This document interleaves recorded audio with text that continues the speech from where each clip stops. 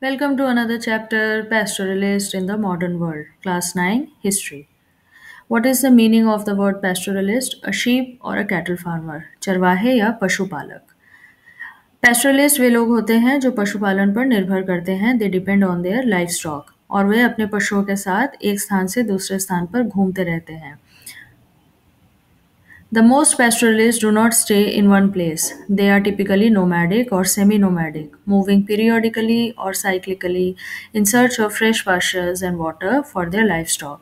एक जगह की घास जब खत्म हो जाती है तो जानवरों को चराने के लिए वे नई हरी घास वाली जगह पर चले जाते हैं. कुछ इलाकों में पानी कम हो जाता है तो वे उन जगहों पर जाते हैं जहां पर पानी उपलब्ध हो और मौसम के अनुसार भी वे ऊंचाई या निचले इलाकों की ओर आते जाते रहते हैं ताकि सर्दी और गर्मी से अपने पशुओं को बचा सकें. Now, what is a pasture? Pasture where the livestock feeds is a field or a land covered with grass where the cows can feed. ऐसा कोई घास वाला मैदान जहाँ गाय आदि पशुएं चर सकें. Pastoralists move with their livestock. Livestock are the domesticated animals that are raised in agricultural setting to provide labor and produce diversified animal products for human consumption, such as meat, eggs, milk, fur, leather, and wool.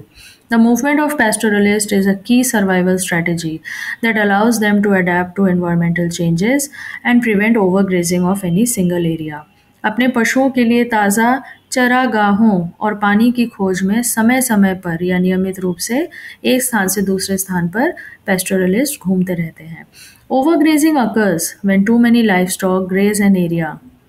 It leads to severe impacts such as soil erosion, desertification, reduced plant and soil health, and it degrades the grassland by destroying the vegetation. Then the soil gets exposed to wind and water erosion and lowers the fertility of the soil also, and it leads to the decline in overall health of the soil. So overgrazing से मिट्टी की ताकत कम हो जाती है जिससे फसलें और पौधे अच्छी तरह से नहीं उग पाते हैं. This is the reason why the pastoralists are nomadic to find fresh pasture and water for their livestock, which is not available in any one place throughout the year. The pastoralists are like nomads, and the nomads are the people who do not have a fixed home, and instead they move from one place to another to make a living for themselves. This way of moving from one place to another with the livestock, their animals, is called as pastoralism, and it had been in practice in societies in India and Africa for a very long time. The pastoral communities in the mountains in India include the Gujjar Bakarwals, the Gaddi Shepherds, Bhotias, Sherpas, and the Kinauris of the Himalayas. Let's look at the Gujjar Bakarwals. They are the nomadic pastoral community that primarily inhabits the mountainous regions of Jammu and Kashmir. Known for herding goats and sheep, and they keep on moving between the Pir Panjal and the Himalayan ranges. They follow the seasonal migration, that is the transhumance, in the groups known as the kafila between their winter and summer pastures. In the winters, the pastures get covered with the snow. So they live with their herds in the foothills of the Shivalik range, which is the outermost and the youngest mountain range of the Himalayas. So here the livestock grazes in the dry shrub forest. This is the location of the Shivalik. In the mountain regions, pastures change a lot with the season. In summer, what happens? The snow melts and the grasses and the wildflowers grow on the slopes. These green mountain pastures are called the bugyals or the alpines, and they provide the fresh grazing land for the animals. So pastoralists move up to the higher altitudes in the summer. In summer, by the end of April, they cross the Pir Panjal Pass and they enter the Kashmir Valley. In winters, the high mountain pastures get covered with snow and they become very cold. There is no grass for the animals to eat. Therefore, the pastoralists move down to the lower valleys or the plains where the weather is milder and some grass or fodder is still available for the animals. A mandap is the temporary hut or the shelter that the Gujjar Bakarwals construct from bamboo and grass used and are used by the nomadic herders. It is made up of ringal, a type of hill bamboo, and grass from the bugyals or the pastures. The Gujjar Bakarwals also make ghee in these mandaps, which they later on sell. These mandaps are situated at heights of 10,000 to 11,000 feet. The mandap house is a temporary but vital home that supports the seasonal and nomadic lifestyle of the Gujjar Bakarwals, as they have to keep on moving from one grazing ground to another. They serve as both a dwelling and a workplace for making ghee for the Gujjar Bakarwal community, and it is easy for them to construct the mandaps. The Bhabar forest is a belt of porous and rocky terrain at the foot of the Himalayas in both Garhwal and Kumaon region, formed by the alluvial deposits. So the Gujjar cattle herders come down to the Bhabar forest in winters and go up to the high meadows in the summers to find the green pastures.